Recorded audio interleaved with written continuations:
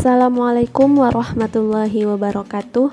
Perkenalkan, saya Wulandari Eka Putri Nasution dari PPG Prajabatan Gelombang 2 Universitas Riau. Di sini saya akan menyampaikan kampanye praktik baik pada mata kuliah Perspektif Sosiokultural dalam Pendidikan. Kampanye praktik baik ini dilaksanakan pada kelas 10-8 di SMA Negeri 4 Pekanbaru. Berikut ini ringkasan intervensi penerapan scaffolding pada ZPD atau Zone of Proximal Development di kelas 10-8. Secara umum, peserta didik memiliki kecerdasan intelektual yang tinggi, namun terdapat beberapa peserta didik yang belum bisa menguasai materi seperti teman yang lainnya. Dalam proses pembelajaran, sudah menggunakan kurikulum merdeka. Sesuai dengan kurikulum ini, maka dapat memungkinkan peserta didik untuk belajar secara mandiri dan berpikir kritis.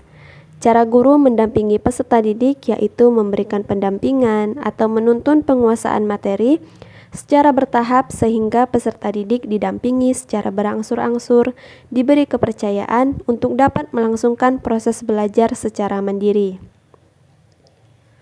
Adapun peran guru dalam pembelajaran di kurikulum merdeka ini yaitu sebagai stakeholder, yaitu penyampai informasi, fasilitator, dan evaluator yang dapat membebaskan peserta didik untuk berpikir, berkreasi, dan berkembang. Tahukah kamu apa itu ZPD atau Zone of Proximal Development dan Scaffolding? ZPD atau Zone of Proximal Development adalah jarak antara tingkat perkembangan sesungguhnya atau kemampuan memecahkan masalah secara mandiri dan tingkat perkembangan potensial yang didefinisikan sebagai kemampuan pemecahan masalah di bawah bimbingan orang dewasa atau melalui kerjasama dengan teman sejawat yang lebih mampu.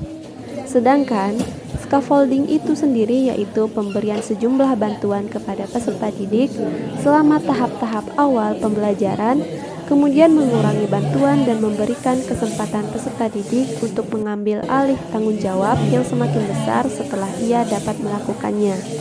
Tahapan ZPD atau Zone of Proximal Development terdiri dari 3, yaitu yang pertama, tugas yang tidak dapat diselesaikan oleh peserta didik dengan bantuan.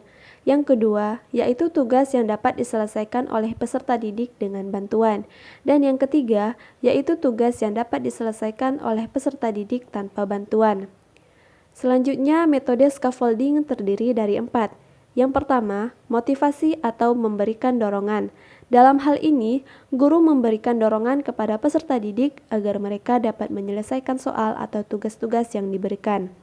Yang kedua, yaitu model atau contoh. Pada tahap ini, peserta didik diberikan contoh terlebih dahulu oleh guru agar mereka dapat menyelesaikan soal-soal atau tugas yang sudah diberikan. Yang ketiga yaitu reminder atau mengingatkan kembali di mana guru dapat mengulas kembali materi-materi apa yang sudah dipelajari sehingga peserta didik dapat menjawab soal-soal yang sudah diberikan. Kemudian yang keempat adalah checking atau memastikan, yaitu guru memastikan agar seluruh peserta didiknya dapat menjawab semua soal yang sudah diberikan. Penerapan scaffolding terdiri dari 4 tahap. Yang pertama, kegiatan pembelajaran berpusat pada peserta didik agar mereka lebih aktif dalam pembelajaran sementara guru hanya sebagai fasilitator atau pendamping. Yang kedua, guru memberikan kegiatan dengan berdiskusi dan tanya jawab. Yang ketiga, guru memberikan pertanyaan pemantik untuk mengetahui tingkat pemahaman dan pengetahuan peserta didik. Yang keempat, guru menampilkan media pembelajaran yang dapat meningkatkan rasa ingin tahu peserta didik dan meningkatkan motivasi belajar serta membuat peserta didik mampu berpikir kritis. Berikut ini beberapa bentuk scaffolding yang diterapkan dalam pembelajaran bahasa Indonesia di kelas 10 SMA dengan materi teks negosiasi.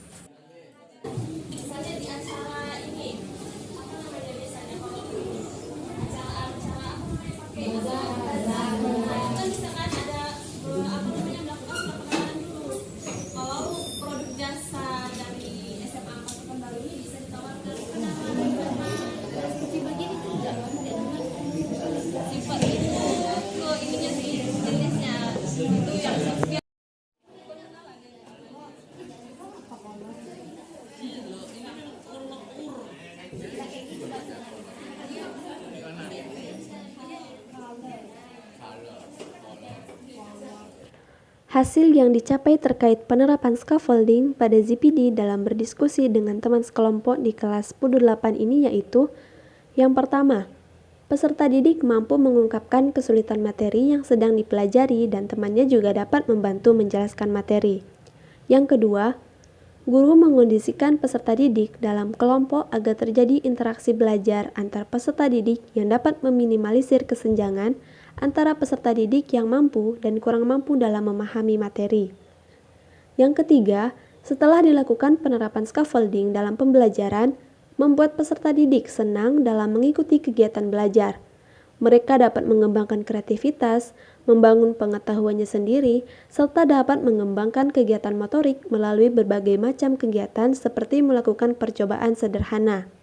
Dan yang keempat, hasil penerapan scaffolding ini yaitu tanya jawab dapat merangsang peserta didik untuk berpikir kritis dan aktif serta dapat merangsang kepedulian peserta didik dalam mengikuti kegiatan proses pembelajaran.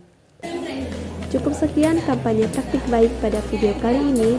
Semoga bermanfaat. Terima kasih. Wassalamualaikum warahmatullahi wabarakatuh.